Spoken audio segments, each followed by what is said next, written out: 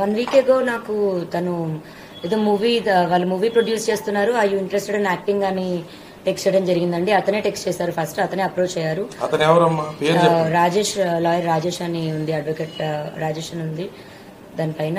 So నేను అడ్వకేట్ని, ఏమైనా problems ఉన్నా చెప్పండి అని అన్నారు. అప్పటికి కూడా ఇంకా నేను కళ్యాణ్ సార్తో మాట్లాడలేదు. అయినా నేను ఆ కేసు గురించి చెప్పి లేదా నా కేసు గురించి మాట్లాడాలని అయితే జరగలేదు. తర్వాత కళ్యాణ్ సార్ వచ్చారు, మేము కళ్యాణ్ సార్ త్రూనే వెళ్తున్నాము. అండ్ నా కేసు గురించి నేను మాట్లాడడమో, కేసు టేకప్ చేయాలనో, నా కేసు గురించి మాట్లాడాలి అని అయితే నేను అతనితో మాట్లాడలేదండి. మరి నేను ఫార్వర్డ్ చేసిన మెసేజ్ అందరికీ వచ్చినట్టే తనకే వెళ్ళింది. ఆ మెసేజ్ పంపించిన తర్వాత కూడా నేను అతనితో కాల్ కూడా ఏం మాట్లాడలేదు. పొద్దున లేచేసరికి నాకే షాకింగ్ గా ఉంది. ఈ కాల్స్ చూడడం కానీ, అతను లెటర్ చూడడం కానీ, మరి అతను ఎందుకు వెళ్లారో, దేని గురించి వెళ్లారో నాకు తెలియదు. ఆయన నాతో మాట్లాడినప్పుడైతే నాకు చెప్పారు, అండ్ గ్రౌండ్స్ లో నీ కేసు నిలవదు, నీకు అన్ని తప్పుడు సెక్షన్స్ పెట్టారు అనుకుంటూ అయితే నాకు చెప్పారు. అది మరి నేను బ్లాక్మెయిల్ గా తీసుకోవాలో లేకపోతే నా మంచి కోరి చెప్పారో నాకు తెలియదు. నేను మంచి కోరుతున్నానని చెప్పుకుంటూనే నాకు ఆల్రెడీ డిప్రెస్డ్ గా ఉన్న నేను ఇంకా మా మాటలకి ఇంకొంచెం నేను డిప్రెస్ అయ్యాను. ఎందుకు ఆత్మహత్య తీసుకోవాలని అనుకున్నారు? ఏం జరిగింది? ఆల్రెడీ మీరు ఫైట్ చేస్తున్నారు, పోలీస్ స్టేషన్ లో కంప్లైంట్ ఇచ్చారు, కేసు కూడా నమోదైంది. అయినప్పుడు కూడా మీరు సూసైడ్ ఎందుకు చేసుకోబోయారు? నాకు ఈ ప్రపంచంలో అన్నిటికంటే ఎక్కువ రాజేనండి.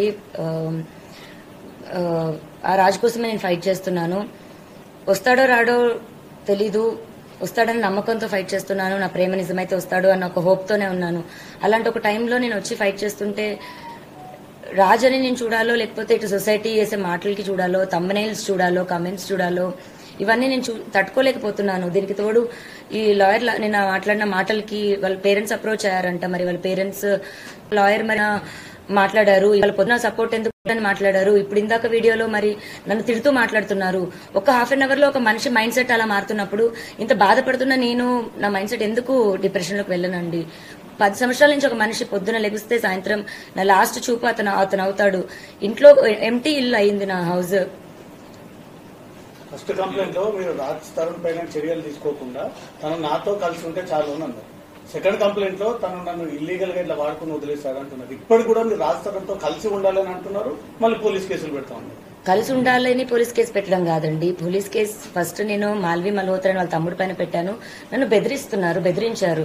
అది కూడా ఇంకా కంప్లైంట్ ఒక్కసారికి రాలేదండి. ఇప్పుడు వాళ్ళు ఉన్న 6 months అంటే నాకు విషయం తెలిసిన 6 నెలల తర్వాత ఇంకా నేను భరించలేక బయటికి రావడం జరిగింది.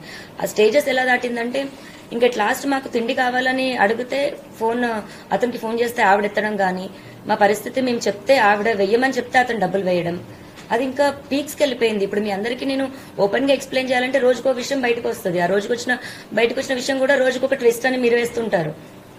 ఇది ఒక్క రోజుది కాదండి, సంసారంలో ఇంకా అందరికీ జరిగినట్టే జరుగుతాయి. అండ్ ఆ మనిషి కావాలి అని అడిగాను నేను, అంతే.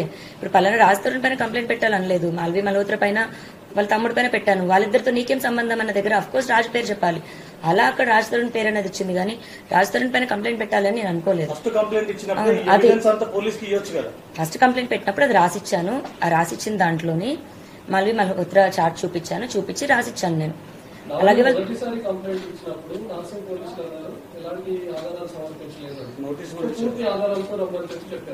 సెకండ్ టైం మీకు వెళ్ళినప్పుడు ఆల్మోస్ట్ 150+ ఫోటోగ్రాఫ్స్ అన్ని కూడా మీరు సబ్మిట్ చేసినట్టుగా తెలుస్తుంది. ఇప్పుడు నార్సింగ్ పోలీసులు ఏ విధంగా వ్యవహరిస్తున్నారు? రాజ్ తరుణ్ కాంటాక్ట్ అవుతున్నామని ఏమైనా చెప్తున్నారా? రాజ్ తరుణ్ పైన కేసెస్ పెట్టామని ఏమైనా చెప్తున్నారా? రాజ్ తరుణ్ అందులో తీసుకుంటామని అసలు నార్సింగ్ పోలీసులు ఏం చెప్తున్నారు? నేను ఫస్ట్ కంప్లైంట్ పెట్టినప్పటికీ ఈవినింగ్ 7-8 అయిపోయిందండి. సో నాకు రిసిప్ట్ ఇవ్వడం కానీ అవేమీ జరగలేదు. అఫీషియల్ గా నేను రిసిప్ట్ కలెక్ట్ చేసుకున్నాక పోనీ ఎఫ్ఐఆర్ అన్నది దానికో ఎవిడెన్స్ అన్నది ఇస్తాము. రెండో రోజుకి తెల్లారుజాము నుంచి మీడియాలో ఎలా వచ్చిందో మీ అందరికీ తెలుసు. ఆ డే నాకు బయటికి రావడానికి అంతా కూడా నేను ప్రిపేర్డ్ లేను. ఫస్ట్ నేను మీడియా ముందుకి అంత ప్రెస్ మీట్, ఇప్పుడు ఇంత ప్రెస్ మీట్ వచ్చినప్పుడు కూడా నేను ఎలా వణికాను అన్నది మీ అందరికీ తెలుసు. నేను కెమెరాస్ కి అంత అలవాటు లేదు నాకు.